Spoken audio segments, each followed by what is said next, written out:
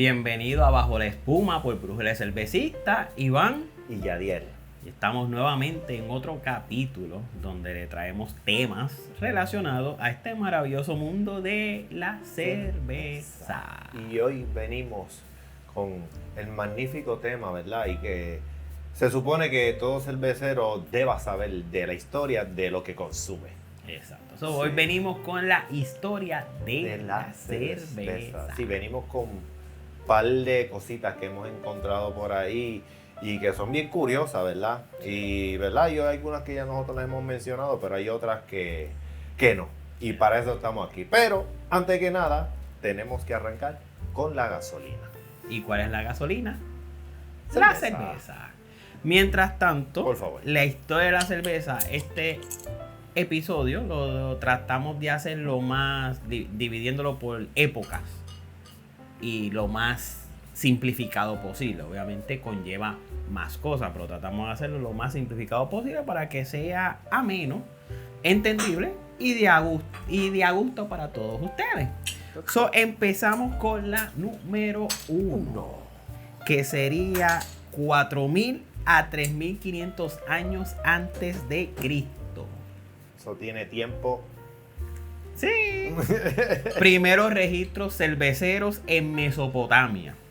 Los orígenes documentados de la cerveza se remontan a la antigua Sumeria, en la región de Mesopotamia. Tablillas de arcilla encontradas en la ciudad de Uruk mencionan una bebida hecha a partir de cereales fermentados, muy parecido a una cerveza primitiva. Un texto importante es el himno ¿a qué? A la diosa Yadiel. Ninkasi.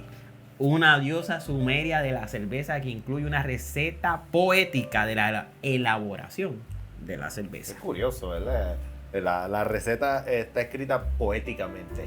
¿Por qué no? Sí. Exacto. Es que hay que hacerlo de esa forma. Es que esto es poesía, esto es poesía. Esta cerveza era espesa, sin filtrar, probablemente bebible con pajillas de caña para evitar el bagazo. El bagazo es lo que es la suciedad, el mosto que está abajo. Sí, lo sólido. Lo sólido, exacto. Más que una bebida recreativa, era parte de la dieta diaria y tenía un profundo valor religioso y comunitario. Se han perdido las tradiciones. Los valores. Así que por la diosa de Ninkasi. Salud. A nombre de ella.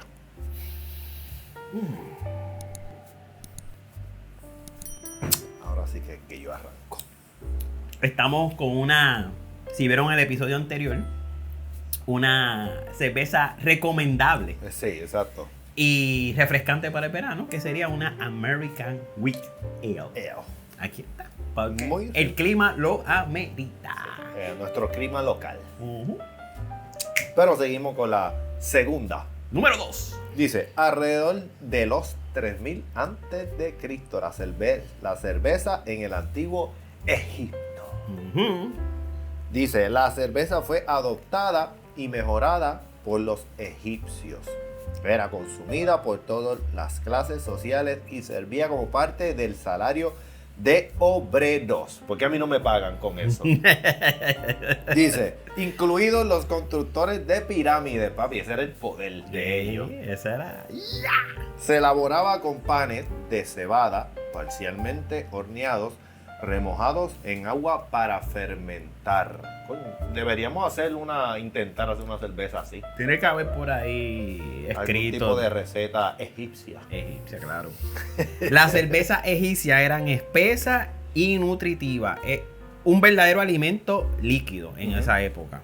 Se utilizaba también en rituales religiosos y funerarios. Incluso enterraban cerveza junto a los muertos para acompañarlos en el más allá. Que a mí me entierren con 5 cakes.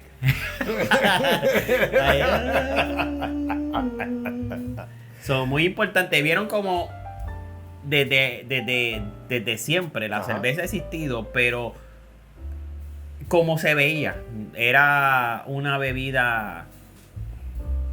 No era de fiesta, si te fijas, como lo han vendido. Sí, tenía un valor Más allá. Sí, exacto. No Social, un valor social. Bueno, y decía religioso. Y religioso, también. exacto. Un valor en la civilización que estaba en ese momento. Ujú. Dice 3. 1200 antes de Cristo al 500 después de Cristo. La expansión de la cerveza por Europa a través del mundo griego y romano. El imperio. Aunque los griegos y romanos preferían el vino, la cerveza se mantuvo entre el uso de las clases populares y regiones no vinícolas. Que eso significa los que no consumen, o sea, Que no consumen vino. el vino, exacto. En regiones que no, el Pero vino no era predominante. Es la primera vez que escucho ese término ¿Sí, no? y, bueno, tiene lógica, vino. Sí. Como la Galia, Germania y Britania.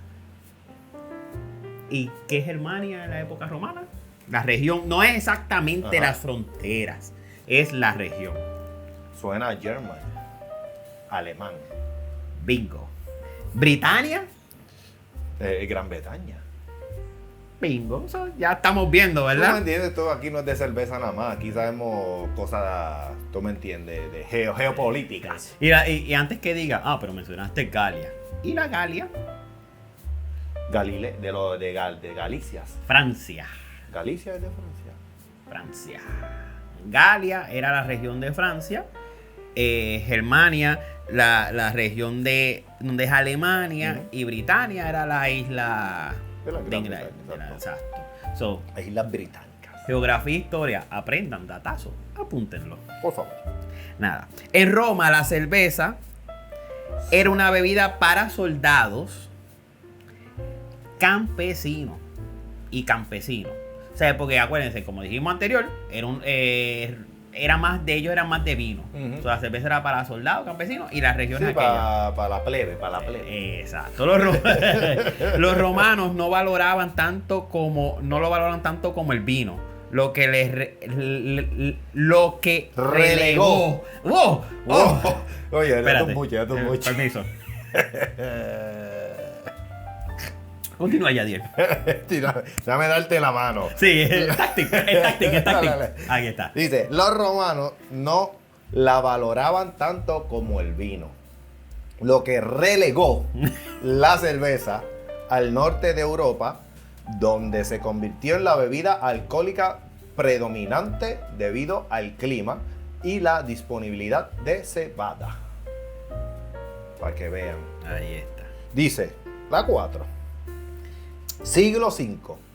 Al X más 3 es 13, ¿verdad? Siglo XIII. Exacto. Monasterios medievales y el perfeccionamiento de la cerveza. Dice así. Tras la caída del Imperio Romano, los monasterios cristianos en Europa Occidental conservaron y desarrollaron el arte cervecero. De ahí es que vienen las famosas. Trapense. Los monjes elaboraban cerveza para su propio consumo, para los peregrinos y como fuente de ingreso. Introdujeron métodos de registro, refinamiento de ingredientes y estandarización del proceso. Vamos allá. Desde esa época, Exacto. Estandarizaron procesos. estos avances convirtieron la cerveza medieval en una bebida más líquida, constante y confiable. En esta época también se empiezan a usar hierbas aromáticas, aunque aún el lúpulo no era de forma regular. Ya están viendo, ¿eso fue en qué siglo? El 5 al 13. Allá usted. Ya se sabía, ya se sabía lo que la cerveza que... Vamos a decir que ya se está llegando a la cerveza Sí, ya a lo de que hoy es en hoy. día. De hoy en día, exacto. Exactamente. Dice.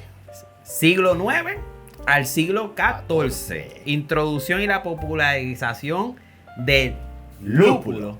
En La cerveza. Adelante, Yadier. El uso del lúpulo, escuchen esto, comienza a documentarse alrededor del siglo IX en regiones de lo que hoy es Alemania. Por supuesto, los macaracachimbas de la cerveza. Sin embargo, no fue hasta el siglo XIV que se generalizó su uso en la elaboración de cerveza. O sea que tuvo de 9 a 14, 5 años en hacerle esa modificación. No, 5 siglos. Ah, ¿verdad? 5, estamos hablando de siglos. Sí, Diablo, exacto. sí. Sí. Claro, pero es mucho tiempo. Eso fue los otros días. Eso es brincando. El lúpulo ayudaba a conservar la bebida y aportaba un amargor equilibrado. Lo hemos dicho siempre.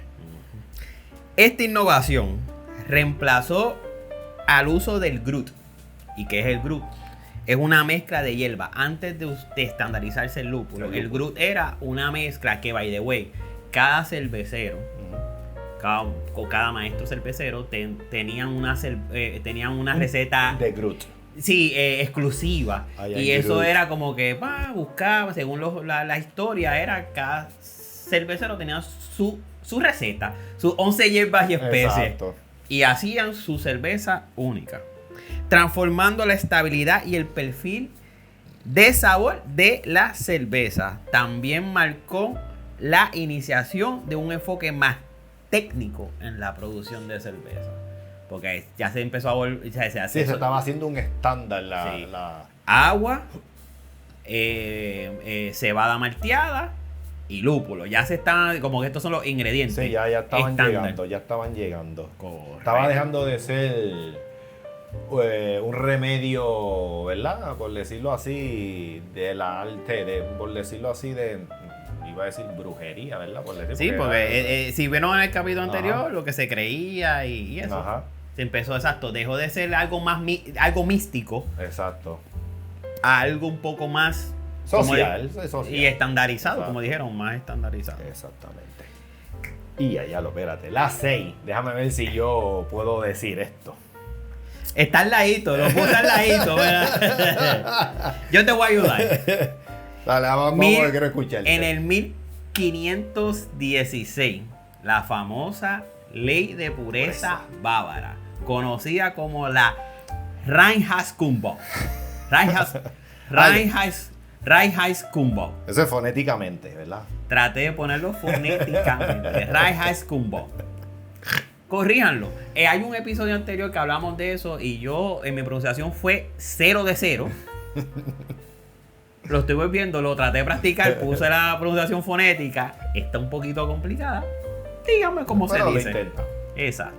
Adelante, Yadier. Dice, en el siglo XVI, el duque Guillermo IV de Baviera promulgó la Reinheitsgebot, ¿verdad? La ley de pureza bávara, que dictaba que la cerveza solo debía elaborarse con agua, cebada y lúpulo.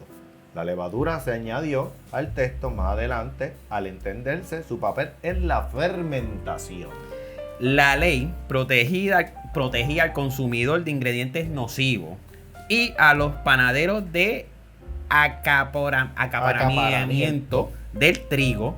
También ayudó a estandarizar la calidad de la cerveza en Alemania y su legado persiste en cervezas tradicionales alemanas hasta el día de hoy. Eso es la parte romántica, ¿no? Ajá.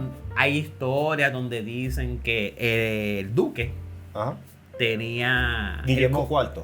Sí, Ay. tenía el control de toda la de cebada malteada y que fue una estrategia para tener un monopolio de ingresos, pero eso es tema para otro video. Continuamos. Seguimos con la 7. Dice, siglo XVIII al XIX. Ya estamos llegando aquí, ya se nos está pegando. La revolución industrial y el nacimiento de la producción cervecera moderna. Dice, con la revolución industrial, la cerveza entró en una nueva era. El vapor facilitó el transporte y la producción en masa.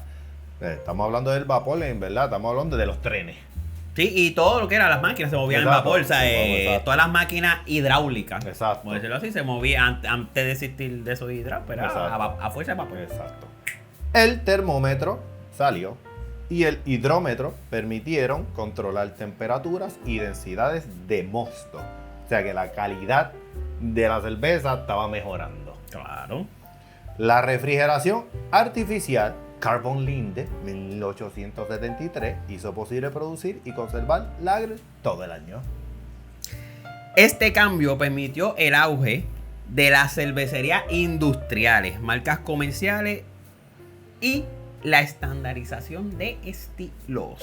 Se crearon grandes compañías como la Guinness en el 1759. Gracias por existir. La Carver, 1847. La Heineken, 1864. Y la Budweiser, 1876. Sí, señor. Ya saben, eso fue en el siglo XVIII, XIX, donde la cerveza que hoy en día conocemos. Exacto. Cogieron el boost. Ahí está. Segunda Segunda mitad del siglo XIX. Ya hablamos del siglo XVIII, XIX. Ahora estamos en la mitad del siglo mitad XIX. del 19.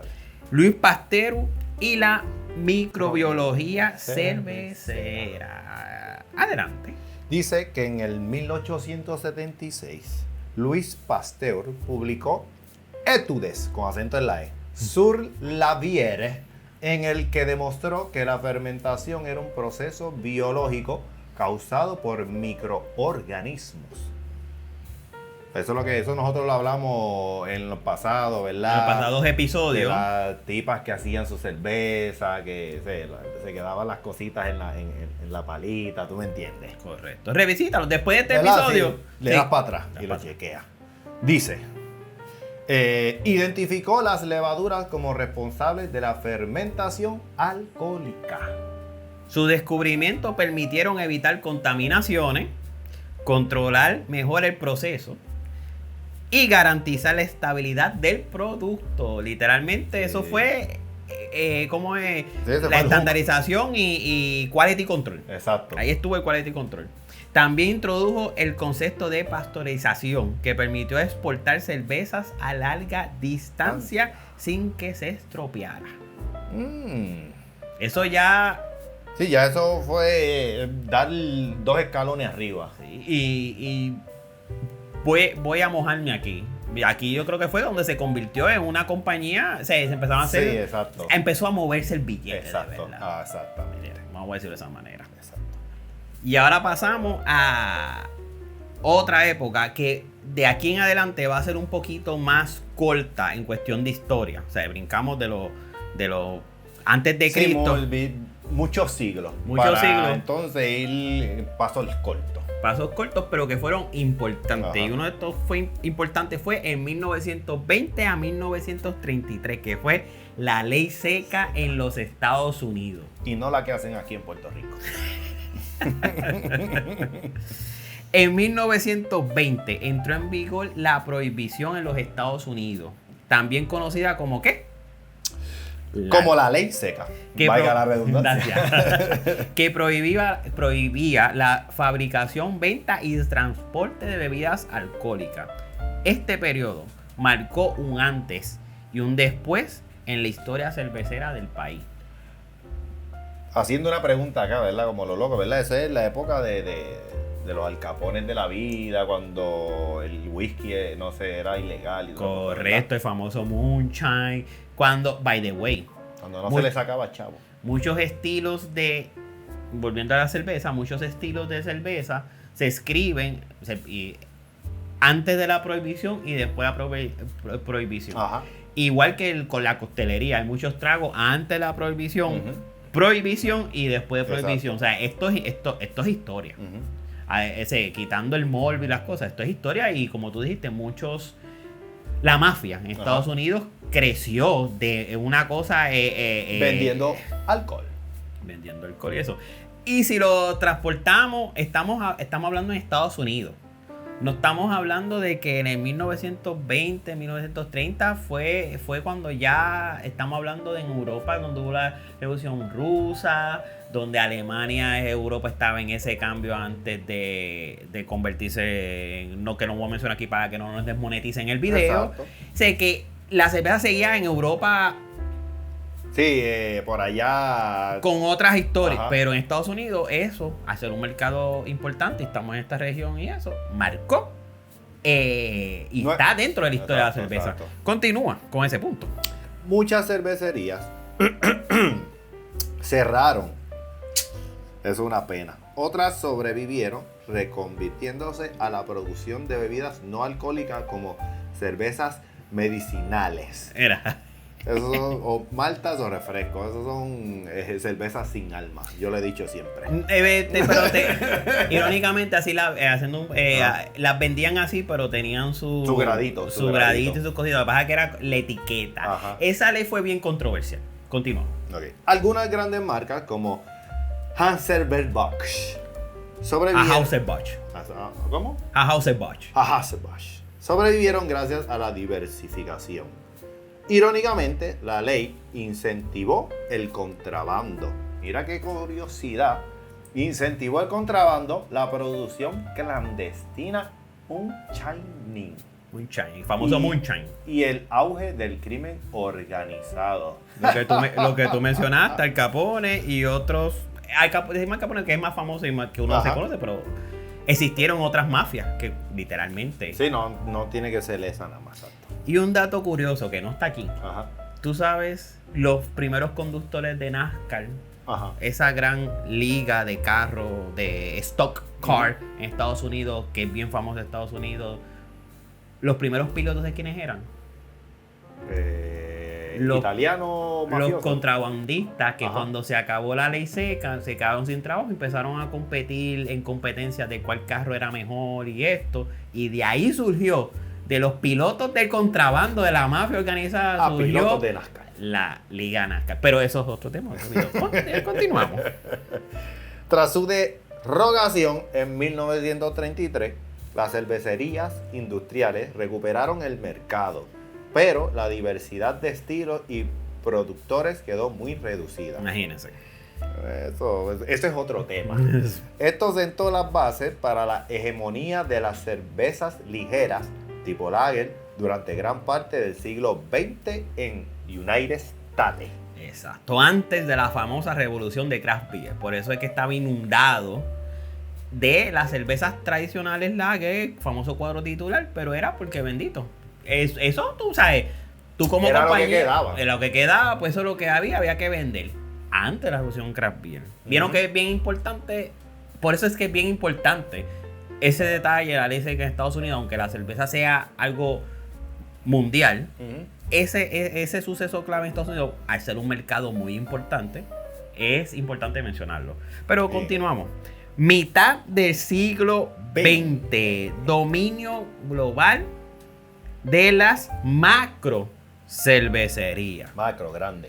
¿Vieron? Estamos hablando, esto es parte del punto anterior, Ajá. de la época anterior, después de la ley seca, porque durante la década de los 50 a los 80, la industria cervecera estuvo dominada por las grandes compañías que apostaron por un modelo de producción en masa, distribución global y estilo homogéneo. Las lager claras, ligeras, de bajo amargor y alta carbonatación.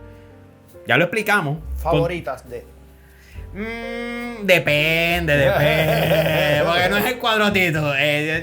Yo soy laguero, no cuadro titular. Continuamos. Marcas como Budweiser, Heineken, Carlsberg, Miller o Corona se convirtieron en símbolos globales. Siguen siéndolo.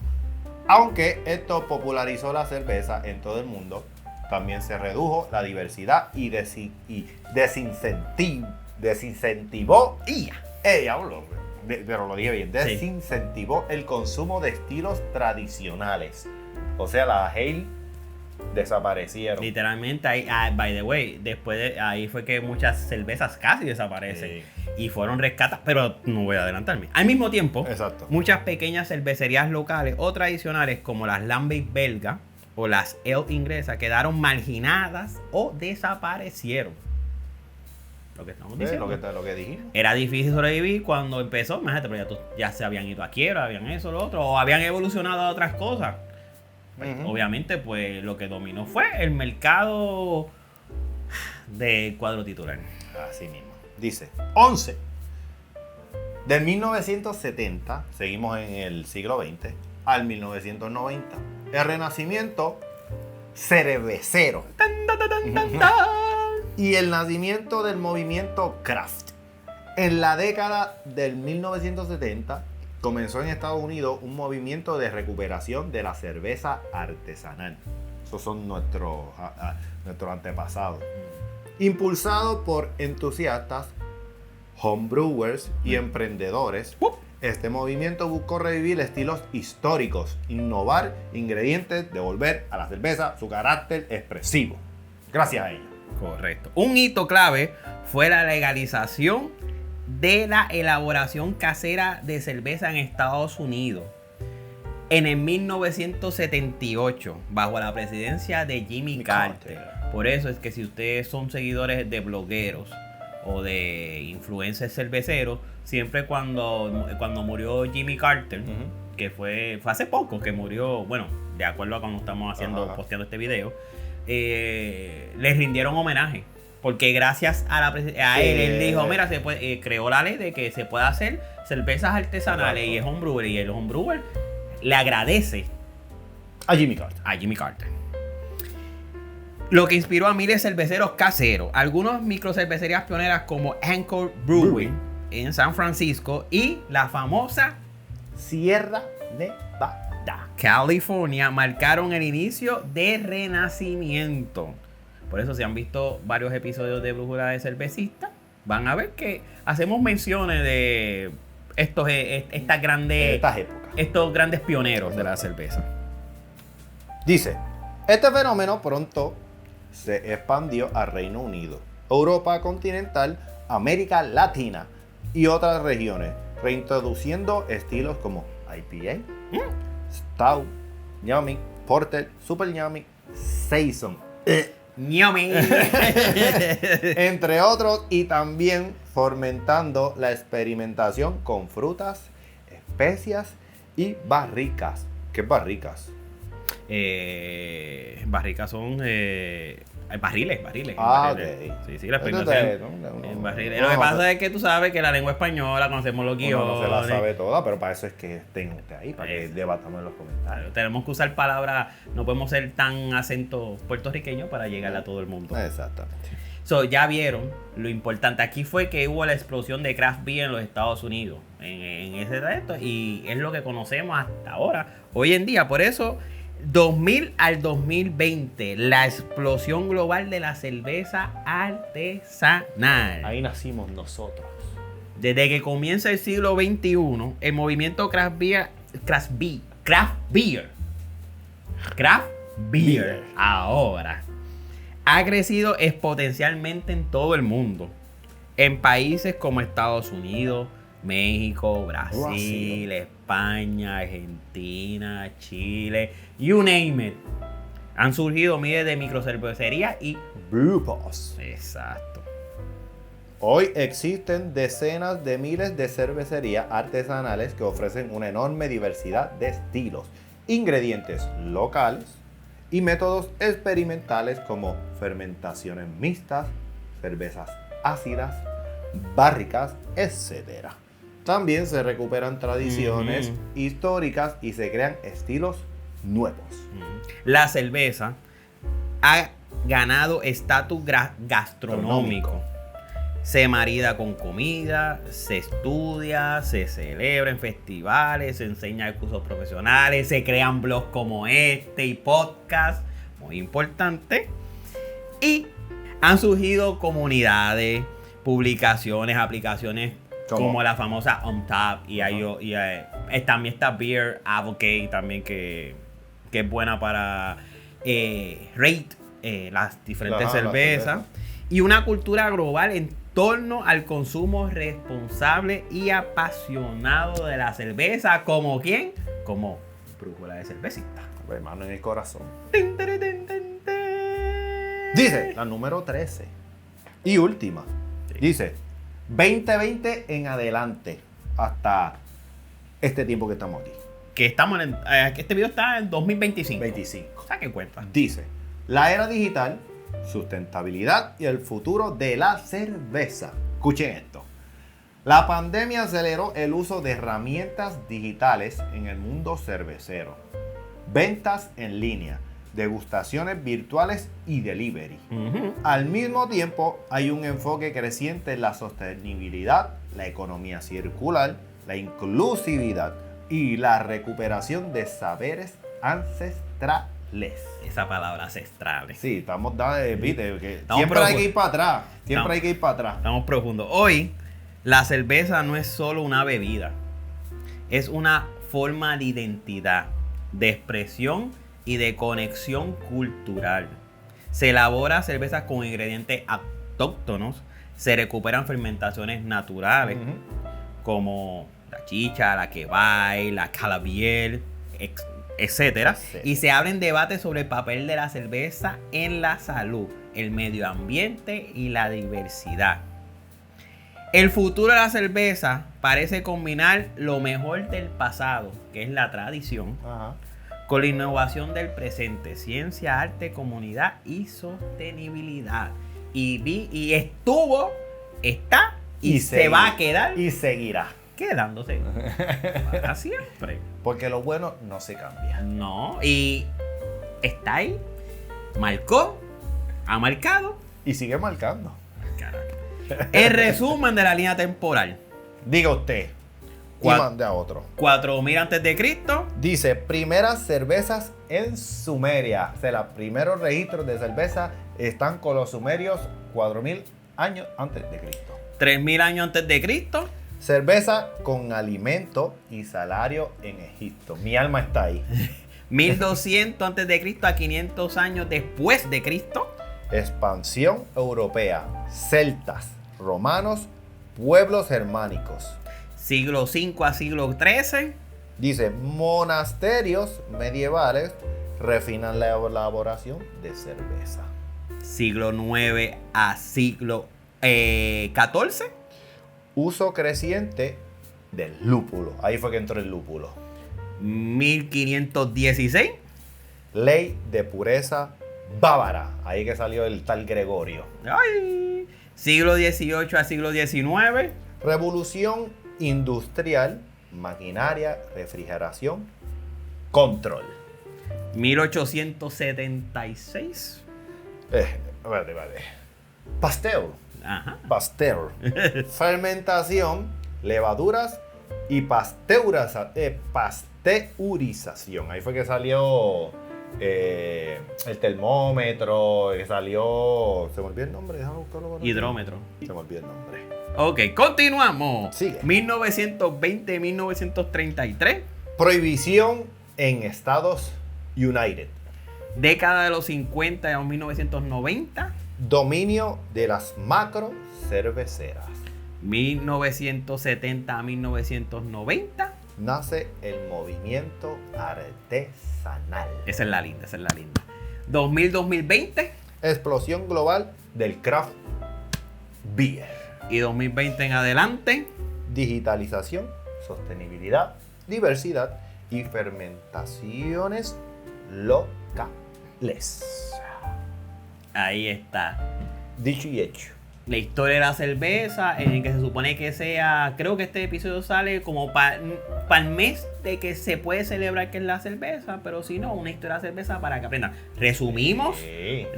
o sea, esto hay más, tratamos de hacerlo lo más ameno y Ajá. simplificado posible para que tenga un conocimiento para el que le gusta la historia, Ajá. pues llevársela para que aprenda y vean que cuando ustedes cojan un vaso, esto no es... Sí, esto, para que estuviera a esta calidad, tuvo que pasar por todo esto. Y uno diga, wow, yo estoy Esta es historia, lo que tú estás Sí. metiendo en tu boca. saboreando. Estándares. Es que estoy sin palabras, estoy sin palabras. Estándares, conocimiento, descubrimiento, ¿verdad? Porque.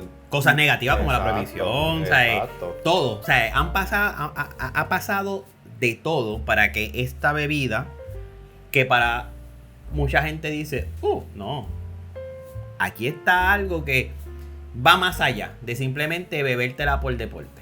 Exacto. Placer. Los egipcios lo usaban y pagaban con ella para hacer las pirámides. Eso fue lo que a ti te... Eso fue... Sí, todavía estoy mordido. Eso de todo, eso fue lo que eso. Pero nada, espero que les haya gustado. Sí. Así que si les gusta esto, y si tienen otros temas, y si tienen, qué sé yo, más datos sobre la historia de la cerveza, no olviden en suscribirse. dale like, comparte comenta. la campanita.